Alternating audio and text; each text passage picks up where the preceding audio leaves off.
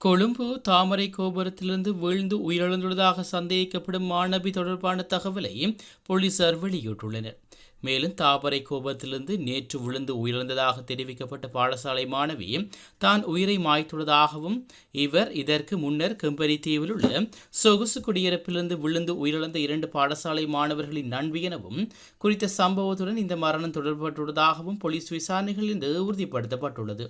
இச்சம்பவத்தில் 16 தொடக்கம் 18 வயதுடைய மாணவியே உயிரிழந்துள்ள நிலையில் அவர் வண்ணமயமான ஆடைகளை அணிந்து தாமரை கோபுரத்துக்கு தனியாக சென்றதாக போலீசார் தெரிவித்துள்ளனர்.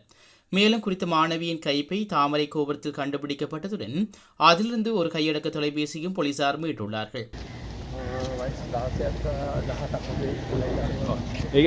කොතනද පැනපු පොයින්ට් එක අතර අර 29 ඉඳලා පැනලා තර්ඩ් ෆ්ලෝර් එක. ඒ ළමයා කොහේ ළමයෙක්ද?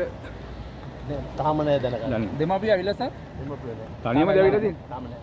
තනියමද ඇවිල්ලා තියෙන ළමයා? ඔව් ෆෝන් එකක් තිබිලා තියෙනවා ෆෝන් එක ඔෆ් කරලා. ස්කූල් යුනිෆෝම්ද? පාටද? පාටද?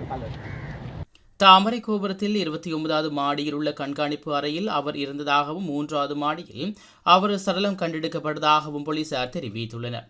அத்தோடு மருதானை போலீஸ் குற்றப்புலனாய்வு பிரிவினர் அதிகாரிகள் சம்பவ இடத்துக்கு சென்று மேலும் விசாரணைகளை மேற்கொண்டனர். இந்நிலையில் உயிரிழந்தவர் கொழும்பில் உள்ள சர்வதேச பாடசாலை ஒன்றில் 11ஆம் தரத்தில் கல்விகையிலும் கொல்லிப்பட்டியைச் சேர்ந்த ரத்யா குணசேகர் என்ற மாணவியே என தெரிய வந்துள்ள நிலையில் அதேவேளை பாடசாலை முடிந்ததும் கொழும்பு தாமரை கோபுரத்துக்கு சென்றுள்ளதாக விசாரணைகளில் கண்டறியப்பட்டுள்ளது. இந்த சம்பவம் தொடர்பான மேலதிக விசாரணைகளை போலீசார் மேற்கொண்டு வருகின்றனர். இச்சம்பவத்தை நேரில் பார்த்தவர்களும் இருப்பதாக போலீசார் மேலும் குறிப்பிட்டுள்ளார்கள்.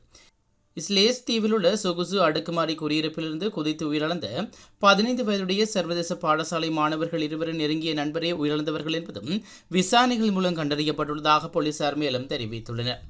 மேலும் போலீஸ் நிலையத்தில் வாக்குமூலம் ஒன்றை வழங்கிய இறந்த மாணவியின் தந்தை தனது நண்பர்களின் மரணத்தை தொடர்ந்து சிறுமி மனரீதியாக போலீஸ் நிலையத்தில் வாக்குமூலம் ஒன்றை வழங்கி இறந்த மாணவியின் தந்தை தனது நண்பர்களின் மரணத்தை தொடர்ந்து சிறுமி மனரீதியாக பாதிக்கப்பட்டிருந்ததாக தெரிவித்துள்ளார்.